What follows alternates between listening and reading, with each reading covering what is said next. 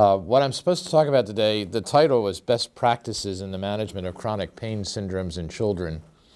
And I'll sort of talk about that, but the honest truth is, unfortunately, that we don't really know what the best practices in chronic pain syndromes are. Chronic pain in children has the particular problem of many things in pediatrics, that much of our therapy is borrowed from adults. There are very few randomized controlled trials. And as I think I'll try to give you the impression of, chronic pain in kids is a very difficult problem, and it's difficult to get a handle on just what to do. Pain. When I say pain, everybody sort of knows what that is. You know what it is, but yet it's very, very difficult to define. And we've gone through, all sorts of changes over the years as to what we define as pain and our understanding of what causes pain and how pain occurs, etc. I mean, the initial thoughts had to do with it being a stimulus to a nerve that would then be carried by the nervous system and spinal cord to the brain and sensed in the sensory cortex as a painful stimulus.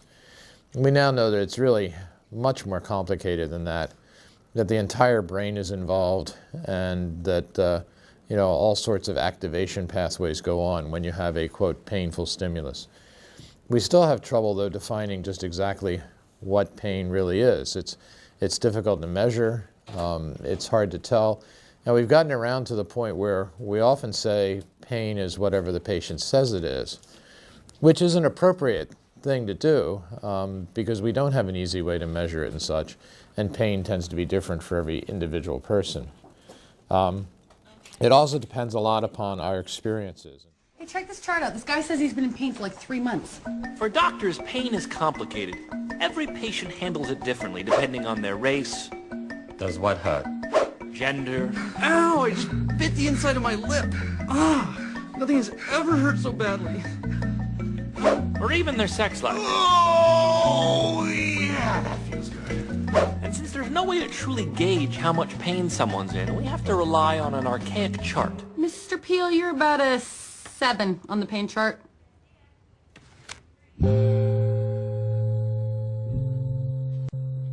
Yep, you're a 7. What's a 10? So this sort of describes the situation to some extent in terms of the overall experience of pain.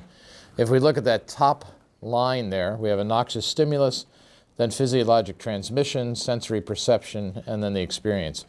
But the area below that has a lot to do with how we actually sense pain.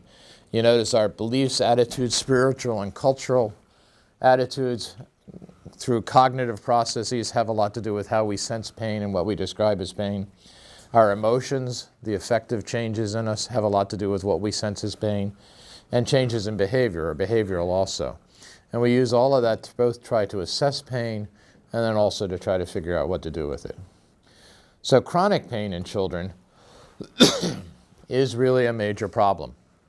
It's conservatively estimated to affect somewhere between 20 to 30% of children and adolescents worldwide. It has both physical and psychological sequelae for the child. It has major emotional and social consequences for the family. And there are significant costs associated with it, both in terms of just healthcare utilization and then also in terms of loss of parental wages due to multiple visits to physicians, hospitalizations, etc. I'm sure you've all dealt at some point with one of the patients up on Rainbow 5 or 6 who has, say, chronic GI pain and their workup's negative and we don't know what's going on and they're continually complaining, they're in and out of the hospital all the time. That's the type of patient that we're talking about. It also probably in many ways predisposes to adult chronic pain, which of course is a major problem, and it's becoming an increasing problem with the problems that we have currently with such things as opioid addiction, particularly in adults with chronic pain problems. Much of that has grown out of changes in the healthcare system over the years. We've gotten to the point now where in some ways what's important is the, quote, satisfaction of our customers. Well, if you have a patient who's in chronic pain, they're not satisfied unless something's done about their pain. And we also engage in a lot of magical thinking, which is, well, the doctor should have something that he can do right away that will make me better. And this leads either to an operation or potentially to giving a drug like opioids. And of course, opioids, as we'll talk about, are not the best thing for chronic pain. We can define pain in several different ways. One split here would be acute versus chronic pain. So acute pain is typically related to tissue injury, either trauma, surgery, or some acute illness. And in general, it's sort of arbitrary, but in general, we expect acute pain to improve and to heal within 3 to 6 months. Anything that does not go away within 3 to 6 months or is recurrent over periods of time, we can define that as chronic pain. Chronic pain is also associated with various different somatic and systemic complaints. As I mentioned, pain is not just a straight pathway to the sensory cortex. The entire brain is involved. And you have overall, we've done functional MRI studies that show with painful stimuli, you get sort of a lighting up of all different areas of the brain. And you can also develop, due to neuroplasticity, or the ability of the nervous system to remodel itself, you can get with chronic and prolonged pain what we call central sensitization. This is where the brain sort of turns on, remodels, and stays turned on so that the pain impulses persist and the problem associated with pain persists. And that's really a hallmark of most chronic pain syndromes. You also have a lot of various somatic complaints. Fatigue is extremely common. Sleep problems are also extremely common. And you can have really various types of cognitive and mood disturbances. Chronic pain in children is somewhat different from adults.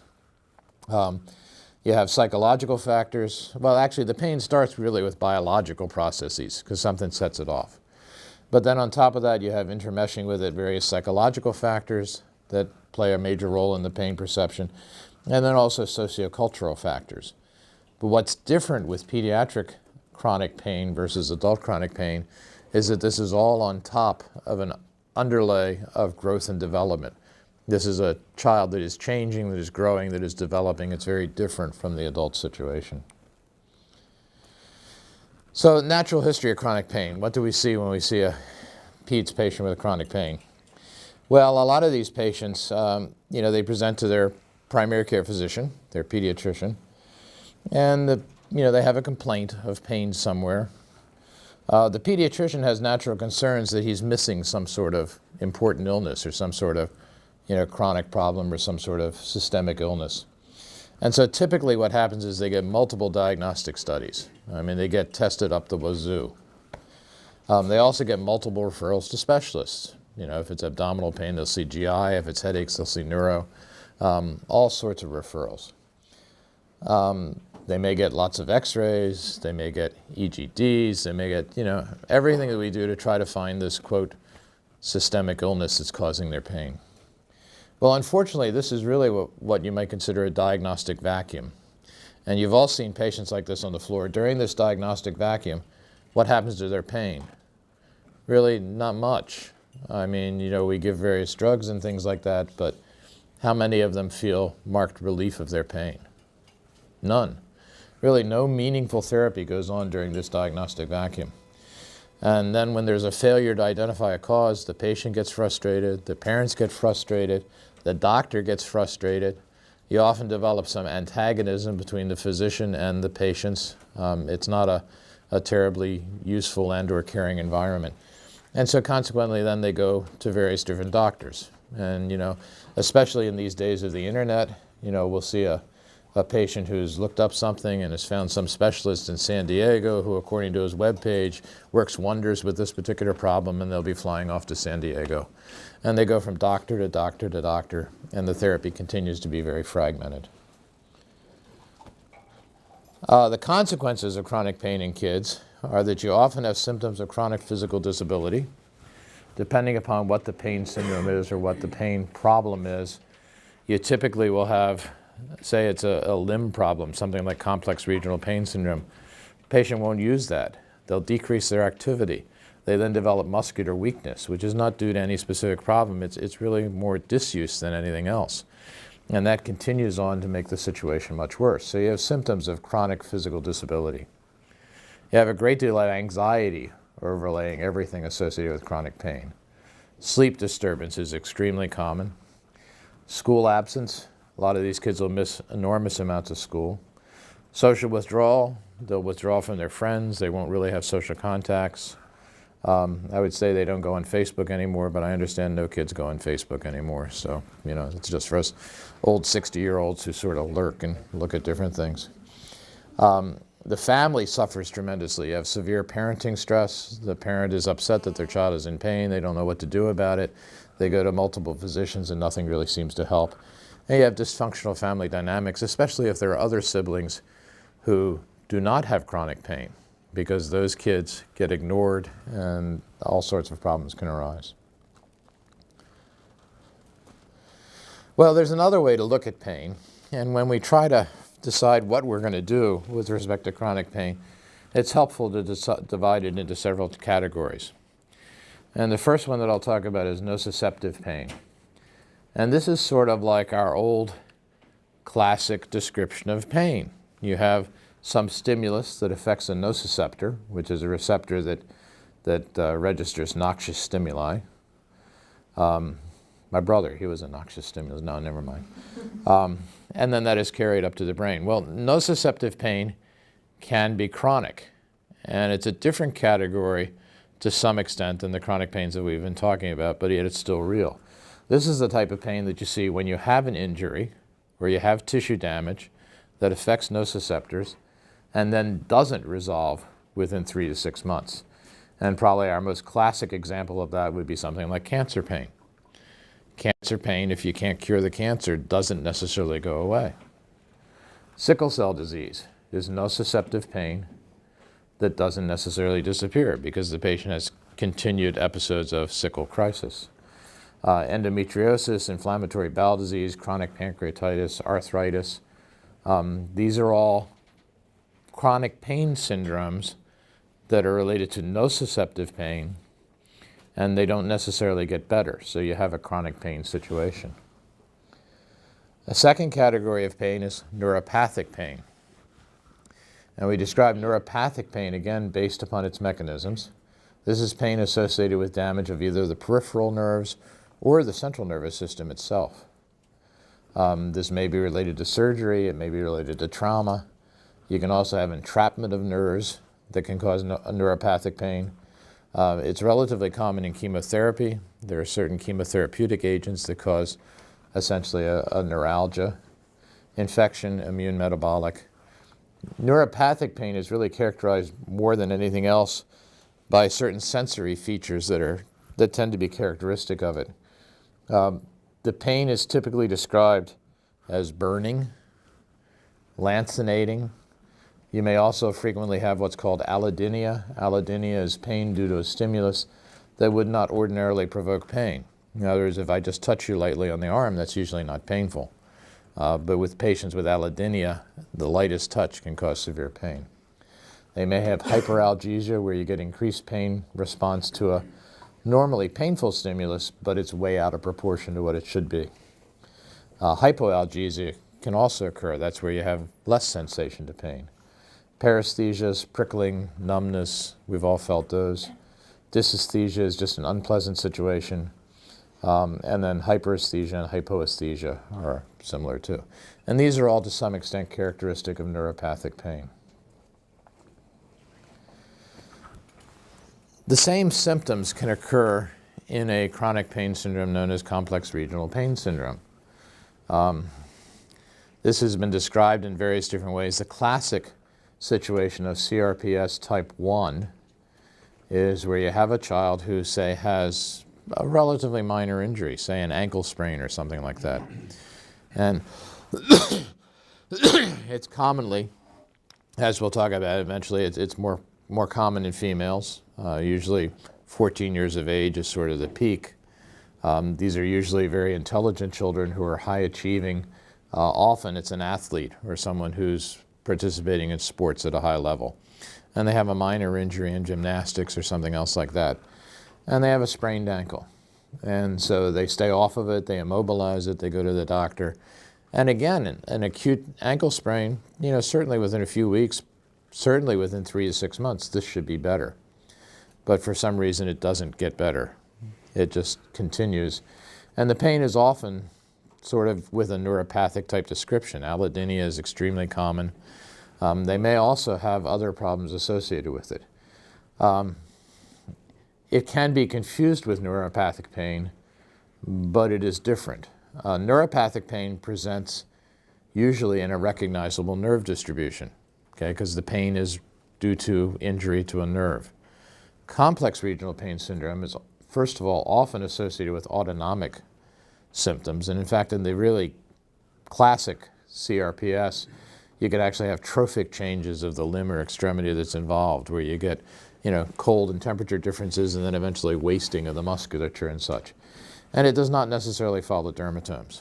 If you see a patient who has complex regional pain syndrome and they're complaining of severe pain in their foot, and it's in sort of a sock-type distribution, well, go way back to medical school and pull out your dermatome charts that I tell everybody to use when they're using nerve blocks. Does it make sense that injury to a nerve would cause pain in a stocking distribution? No, because that's multiple different nerve roots. You remember the way the dermatomes go up and down. So that's one way to help tell the difference between those two.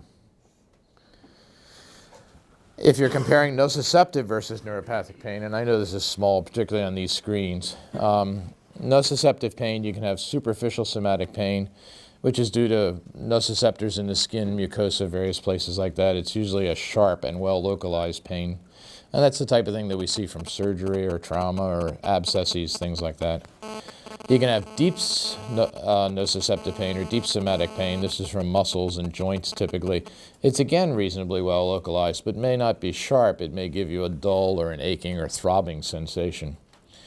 And then you can have visceral pain, which is again a type of nociceptive pain. This would be the type of thing that you might have from inflammatory bowel disease or something like that.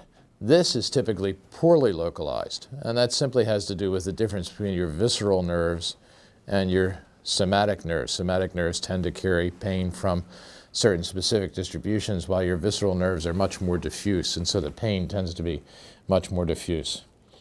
And then characterize or contrast that with neuropathic pain. This is generated at various different sites, is not always stimulus dependent. It may simply be there.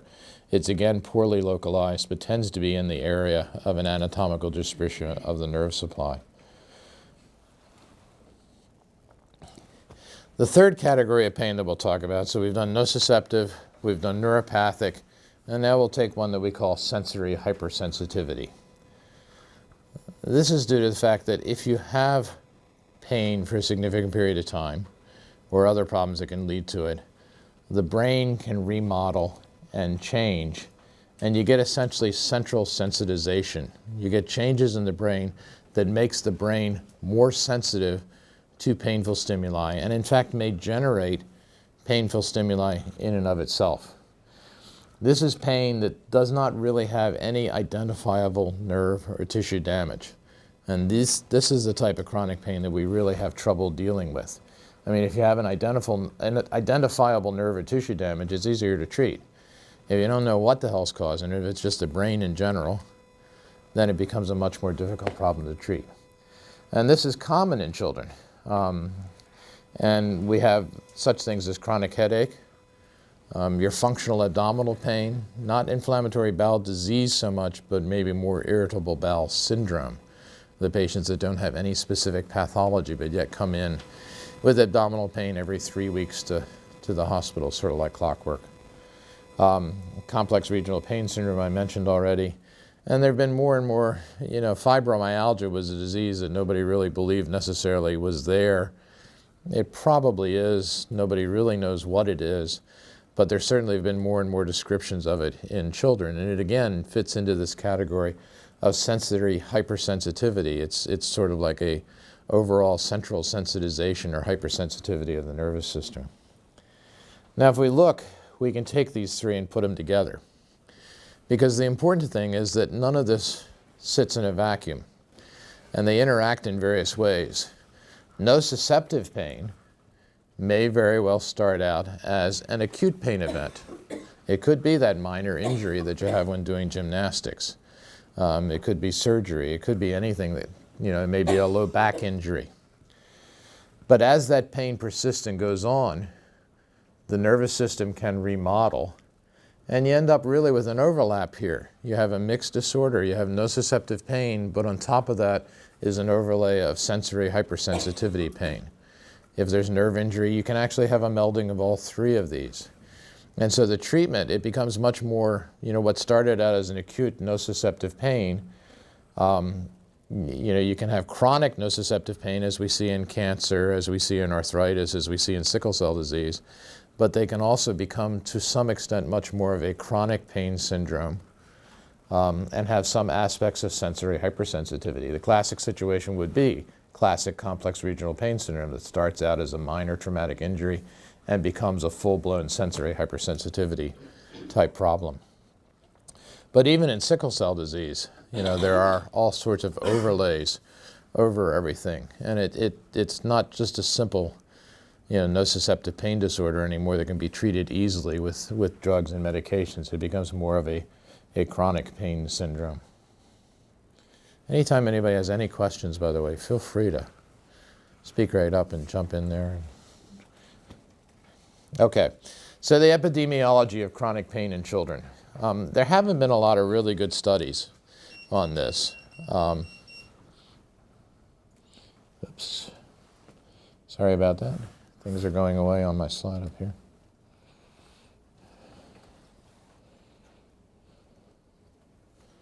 Okay, we may have to change slides from the computer there, but yeah. So the epidemiology of chronic pain. This is actually the results of a fairly significant meta-analysis that was looking at patients from 1991 to 2009. They reviewed 185 papers.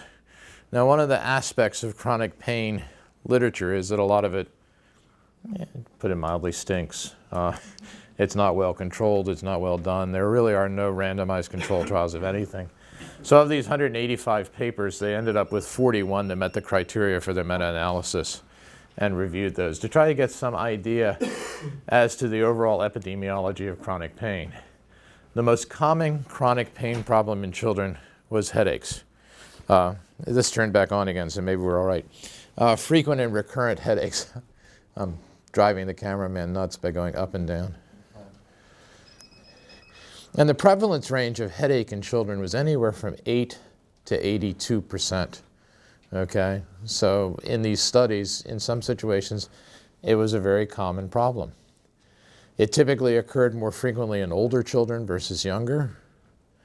There was a sex difference, girls more than boys. And there were various factors associated with increased prevalence. The presence of anxiety and depression was extremely commonly associated with chronic recurrent headaches or daily persistent headaches. Low self-esteem was noted in girls with chronic headaches. There was often a family history of headache, and there was some conflicting data that suggested that a lower socioeconomic status was associated with this. The second most common chronic pain problem in kids was abdominal pain, as much as 53.4%.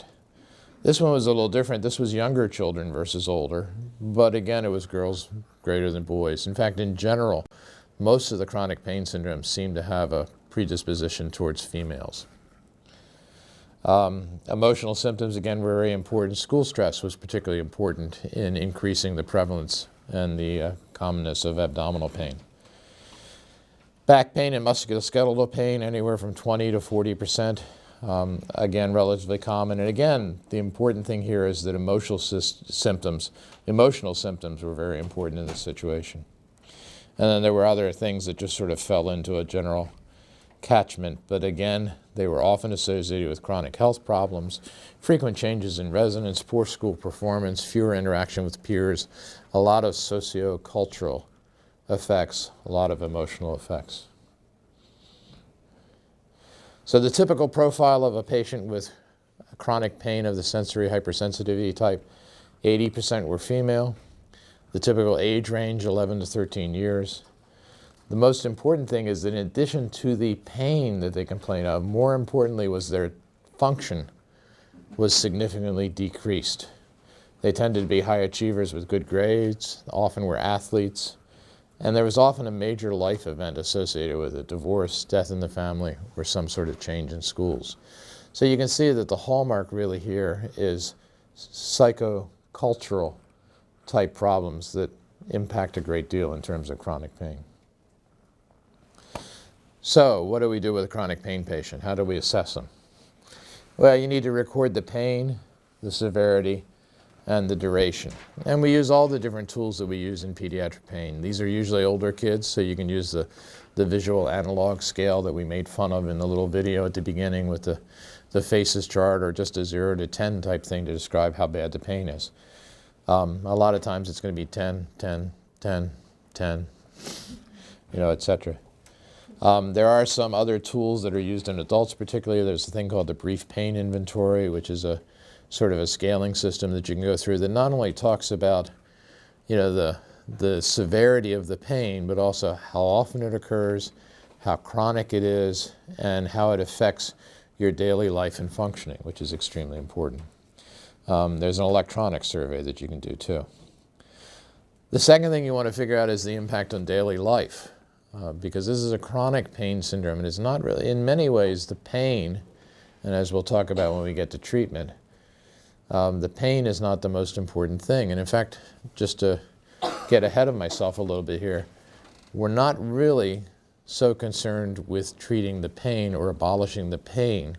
What we want to do in a patient with chronic pain is restore their daily functioning, restore their life, teach them to live in many ways despite the pain. I mean, if we can decrease it, that's true.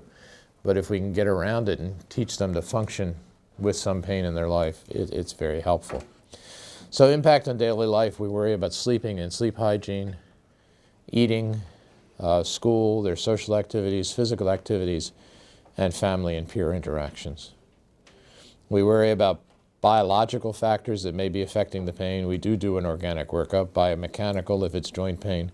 But we also pay major attention to psychological factors and also sociocultural factors, which may play a major role in the perception of the pain and actually even the cause of the pain. Objective data, as we talked about that pediatrician in the beginning, we really don't want to miss anything. But at the same time, you don't want to go crazy in terms of the type of workup you do. So you do a physical exam, obviously, and then you need to do some judicious laboratory and radiology type things to rule out various symptoms and syndromes. But eventually you have to come to the realization of the factor that this is a chronic pain syndrome. And you have to essentially reach a point eventually where you say that the workup is done.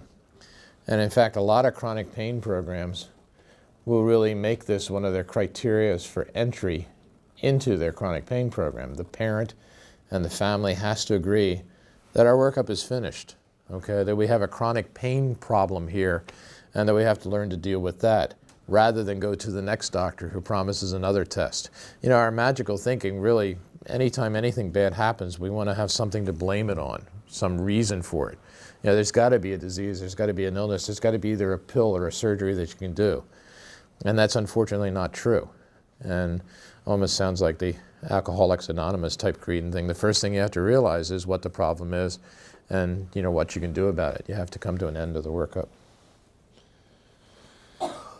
So you want to identify and document potential underlying causes of pain and then identify and document the types of pain physiology.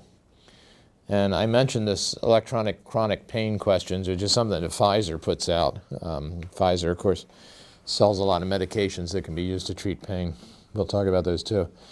And this is an attempt to try to set something up that can be reflected in our EMRs so that you guys all have something to type while you're sitting there in those workrooms in front of those computers and things like that. But the first decision is you have to decide whether or not the patient has chronic pain. Have you had pain most days in the past 3 months? And then the intensity and location. What was your average pain on a 0 to 10 scale? And where is the pain? This is the type of thing that could be filled out quickly and entered into the EMR. Then your impact on function, sleep, and mood. How much did the pain interfere with your usual activities? How much did the pain interfere with your sleep? How much did the pain interfere with your mood?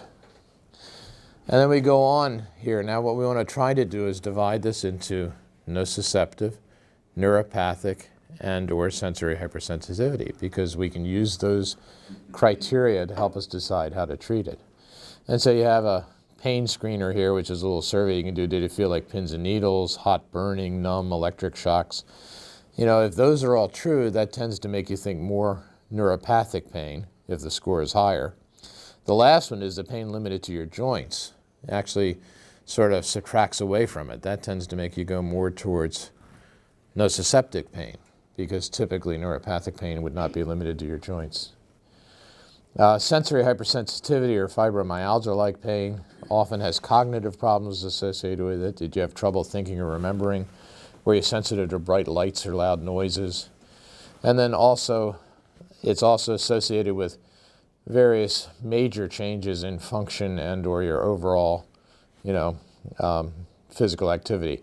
Widespread pain from body image map and locations, marked impairment of mood, sleep, and function, and a medical history of more than one or other sensory hypersensitivity conditions, and these would be, other things that are associated with it. Okay, so this is the kind of questionnaire that you might want to go through when you're trying to evaluate a patient with chronic pain. All right, so I'll give you a couple of little examples here that's going to highlight at least one major problem and or difference with chronic pain. So here's a typical patient that I think we've all seen. It's a 15-year-old male with sickle cell disease. He presents frequently every few months to the emergency room with pain. The emergency room, I don't want to pick on anybody from the ER here. The emergency room typically gives him, and it doesn't happen so badly here because thankfully we have a pain pathway for sickle cell that the hem-onc people have worked out. But in the community, it's very common. The emergency room treats him with inadequate doses of opioids because they have no realization as to how much it actually takes to control the pain in some of these sickle cell patients. They've been on opioids chronically. They have some degree of tolerance. It's an unusual situation. And of course, especially in the current environment, nobody wants to give too much opioid to anybody. But this is one of those situations that calls for it. But they give inadequate doses of opioids. This leads to frustration, and the patient more and more looks like they're drug seeking. Morphine doesn't work for me. I have to have Dilaudid. If you come to my talk tomorrow, I'll tell you that they're really like Coke versus Pepsi. There's no difference between them. But you get these types of demands from the patients because they're used to that sort of thing. They're eventually sent home from either the emergency room or the hospital. They're given a supply of outpatient medications, again, usually too low a dose and not enough, so that it runs out fairly quickly, and this ultimately then leads to another trip to the emergency room. If the patient is properly managed, then they can actually sort of get ahead of their pain at home and might not have to come to the emergency room at all, but there are all sorts of problems associated with that. This is a syndrome that we call pseudo-addiction. The patient is acting like they're addicted to narcotics, but they're not really. Addiction is, the true definition of addiction is a psychological need for the drug, okay? It's not tolerance, it's not dependence, it's addiction. It's entirely a psychological factor. And here the reason the patient wants more drug is because he's still in pain, okay? It's not a true addiction, it's because the pain has not been adequately treated. So we have a situation where, because of current way things go and such, you have a reticence to give the patient enough of the opioid, enough of the medication that they need. Contrast that one with this one. You had an 11-year-old female who presents at the emergency room every couple of weeks with debilitating stomach pain. And they have their mother with them and everything else, and they're eventually admitted to the hospital, and they have 10 pain, and they look uncomfortable, and they're terrible, and a workup's done, and the white count's not elevated, and they're able to eat, and et cetera, and they do a CT scan, and nothing shows up, et cetera, but because the pain is so terrible, they call the pain service, who puts them on a PCA or some sort of morphine drip. The pain goes away, and the kid falls asleep. Evaluation is totally negative, and then they go home, potentially with constipation and some of the other side effects and things that come from opioids. So this is the exact opposite. This is a patient who doesn't really need opioids. And in fact, opioids are not necessarily the appropriate therapy for this situation, but we give them to them. So chronic pain is really characterized by sometimes a failure to treat adequately on the one side, but then over-treatment on the other side. And it reflects to a great extent just how difficult the entire thing is to deal with. So if we look back at our categories of nociceptive pain, neuropathic pain, and sensory hypersensitivity, I'm going to say a little bit about drugs, and then we'll stop talking about drugs, because as I'll eventually tell you, I'm going to give away the whole thing right now. In sensory hypersensitivity or chronic pain of that type, drugs don't really help much. All right, I'll go now. No. So nociceptive pain, the first-line pharmacologic treatment in general is nonsteroidals and acetaminophen. Everybody gets them at some point or another. The mother may have given them to them already. And then when other treatment options are inadequate, opioids should be considered for management of pain severe enough to require daily, around-the-clock, long-term treatment. This is really, we're talking about cancer pain. We're talking about pain from patients with end-stage cystic fibrosis. We're talking about any of these chronic nociceptive pain syndromes that don't get better, don't go away. The patient has continued chronic pain. Using the appropriate caveats, and you have to do it the correct way, and I'll talk more about that in one of these other talks, opioids are warranted in this situation and perfectly appropriate to use in that situation. You may have to have some care because often there's a lot of psychological overlay and emotions, and I'm not saying that you should ignore any of the other things that we do. These patients require multimodal therapy. They require all the psychological and non-pharmacologic manipulations that we can do, but they also require opioids because they have pain that is nociceptive, and opioid is a wonderful treatment for that. Neuropathic pain may or may not require opioids. It again depends. In pure neuropathic pain, it may be a very valuable treatment. There are other drugs that are used, particularly in neuropathic pain, anti-epileptic drugs, gabapentin, pregabalin, selective norepinephrine reuptake inhibitors, and tricyclic antidepressants. Sensory hypersensitivity is the one that really sort of sticks out there on its own, in that you may use these adjunctive therapies like the anti-epileptic drugs and such, but opioids in general, and there are some minor caveats to that, but in general, they should be avoided in patients with sensory hypersensitivity. They're not going to help necessarily, and they're fraught with problems and/or side effects. So just to go through some of the drugs quickly, acetaminophen and nonsteroidals, ibuprofen, naproxen, etc. They're a universal first-line therapy because they're well tolerated. Everybody has them at home. You can buy them over the counter. There are no randomized controlled trials of these in chronic pain, none whatsoever. In general, the patients that come into the hospital with their chronic pain problems have poor results. They'll say, yeah, I took ibuprofen at home, I've been taking it, it doesn't work. I need that Dilaudid, etc. A lot of times this is because they're not used often enough or regularly. You'll take 2 Tylenol at home and it doesn't make the pain go away. Well, it may take more than that. If it's a process that has any degree of inflammation associated with it, it may take a longer course of ibuprofen. So they're not really adequately used, but they tend not to be terribly helpful necessarily. Our biggest use for them, they may be very useful as a part of a multimodal pain management problem when we're using drugs, in that they can decrease the amount of opioids you use, they can add to it, but they're not often very helpful in chronic pain. Anti-epileptic drugs have become more and more commonly used, particularly in neuropathic pain.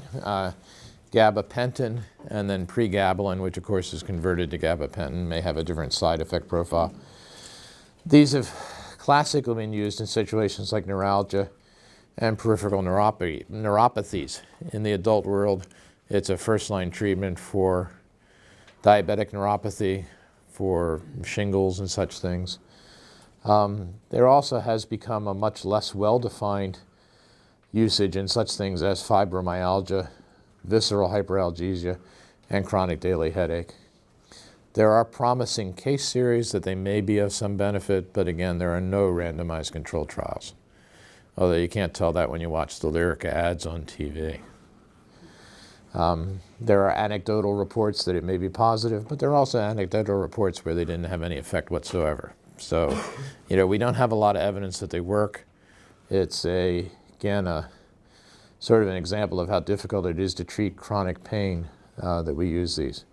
Carbamazepine is another, or Tegretol is another anti-epileptic drug that has some use in trigeminal neuralgia.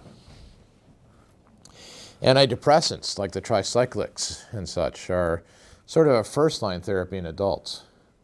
Chronic pain is often associated with depression. It may be that these work just by helping to control the depression itself. They may have other effects upon pain. There's no evidence whatsoever in pediatrics. They are drugs that can be tricky to use and such. You have to start with a low dose and go up slowly. Opioids should not be used in sensory hypersensitivity. The one caveat to that is, as we'll talk about, probably the most important thing in chronic pain of the sensory hypersensitivity type is restoring activity and physical therapy. If it takes a very short course of opioids in a limited type fashion to enable the child to participate in physical therapy, then it may be useful. But this is never a long-term treatment. They're extremely valuable in the other chronic nociceptive pains, as I already talked about, like cancer pain and such. And methadone particularly may be useful. And methadone is an NMDA antagonist, which helps a great deal. And it may be helpful in possibly neuropathic pain. We have a lot of fears of methadone because, of course, that's the drug that they use to treat heroin addicts with and such. And it is, you have to be very careful with using it. It has an extremely long half-life, but it can be a useful therapy. Others, no evidence on anything. Alpha-2 agonists, clonidine and dexmedetomidine. Trials in headaches didn't really show any benefit. They can be used as adjuncts. There are scattered case reports of using lidocaine infusions, and then if they work, putting on mexiletine, which is sort of like an oral lidocaine. Again, it's just scattered case reports. Ketamine has become the darling in certain things like CRPS. The main reason for that is that a lot of pain physicians, particularly out in the adult world, are anesthesiologists. Ketamine is an anesthetic agent. We know about it. We give people ketamine infusions. Again, there are really a lot of case reports. There's no specific guidelines. All of these, the ketamine infusions seem to work over the short term in that if I have a patient with a chronic pain exacerbation and I give them a ketamine infusion, they'll feel better. Whether that persists is another question, because they may show up back again for another ketamine infusion a few months later. And the question, in fact, they often do. And the question is whether, as you do several of these, you start to have a longer lasting effect. There's no studies that show that. The same thing really is true of regional blocks. The adult pain management people do a lot of regional blocks, epidural steroid injections, stellate ganglion blocks, all these things. Main reason for that is they do them out in the outlying surgery centers where Medicare pays more for them and they make a lot of money. So it's really good for them and the hospital. In pediatrics, there's no evidence that it's of any use whatsoever. And in fact, when I'm in my more jaded period, I don't think it really has any long-term benefit in adults either, for that matter. Cannabinoids, a lot of interest, but no studies or any kind of, it'd be too good to be true to think that marijuana was the answer to everything. But I did go to college in '68. So. Non-pharmacological therapies are really, and I guess I have about 6 minutes, so this is the important thought I have to finish up. These are the mainstay of treatment of chronic pain. Okay, if sensory hypersensitivity chronic pain is not a biologic thing, it doesn't mean it's not real. It just means that there's not a biologic organic reason. It's something that the brain is generating, the brain is remodeled for. It means we have to alter the brain. And we do that really in many ways with sensory or with non-pharmacologic therapies. So you can have non-pharmacologic therapies that fall in different groups. Sensory factors like massage therapy, cognitive factors like cognitive behavioral therapy that I'll say a little bit more about in a minute, art and music therapy, hypnosis, guided imagery, biofeedback, various emotional factors. There is some evidence that these may work. It's not great evidence, but it's actually better evidence than a lot of the drug studies. There's been a Cochrane review of psychological therapy. Eccleston and Tanya Palermo, who are out in Seattle. Tanya used to be here once upon a time. I wish she still was, but she's not. They did a big Cochrane review and looking at psychological therapy like cognitive behavioral therapy, etc. There was a need to treat at 2.32 for a 50% reduction in pain. They didn't really look at functional disability. Their conclusions at the end were that relaxation therapy and cognitive behavioral therapy were effective in reducing pain, disability, and anxiety in children with headache. The benefit then persisted at a 6-week follow-up. The overall quality of the studies and their meta-analysis were low or very low, so more work is needed, but it was really a positive finding. They also looked at non-headache pain, and they found that it was effective, but the effect did not seem to persist at follow-up. So we really need to look at this more. But there is some evidence that this is probably one of the ways to treat it. Our therapies, early management if at all possible. It's better to get them quicker. You need a biopsychosocial type approach. You have to worry about the biological side of it, but also the psychological side of it, and also the social side. Your goal, as I mentioned, is not to banish the pain, but to improve all domains of functioning and quality of life. And the types of things that you'll use are cognitive behavioral therapy. Rehabilitation is probably, in many ways, the most important. You really need aggressive physical therapy. And this goes totally counter to what the kid wants. The kid, doesn't want to move. They say they have pain. I can't do that. This is what the cognitive behavioral therapy is for. You have to restate it and get them to set specific goals, because the real goal is to get them moving and get them active. And this is one of the things that has been shown to be of benefit. School reintegration, sleep therapy is extremely important. No caffeine-containing beverages, go to bed every night at the same time, get up at the same time. All the various things that have to do with sleep hygiene. At follow-up, what's really important is when the kid walks into your office, you don't say, well, how's your pain today? Because that's not what's important. You don't say, how many times have you gone to school? How are you feeling? Etc. You may not necessarily be able to change their pain number, but if you can get them back to normal activities, that's our real benefit and goal. Cognitive behavioral therapy, I've mentioned several different times. I'm not a psychologist. I don't do it. It's really one of the best ways to treat, but it really involves several different factors. Cognitive restructuring is learning how to recognize negative thoughts and change them to more positive coping thoughts. It's a form of psychoanalysis, but it's very different from the standard psychoanalytic techniques where you try to get to the psychological reasons behind something. This is really much more based in action to some extent. You really have to learn to recognize the thoughts that are causing your pain and the thoughts that are contributing to it, and how to restructure them and change them to more positive coping thoughts. Relaxation training is extremely important in cognitive behavioral therapy. Breathing, visual imagery, progressive muscle relaxation. This is where hypnosis also sometimes comes in. Hypnosis is not magic.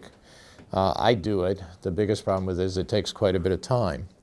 And that's the problem with all of these therapies. Okay? If you contrast the cost to the healthcare system of coming into the office, I have 5 minutes to see you because I've got 20 other patients waiting for me, I give you a bottle of pills and I send you away.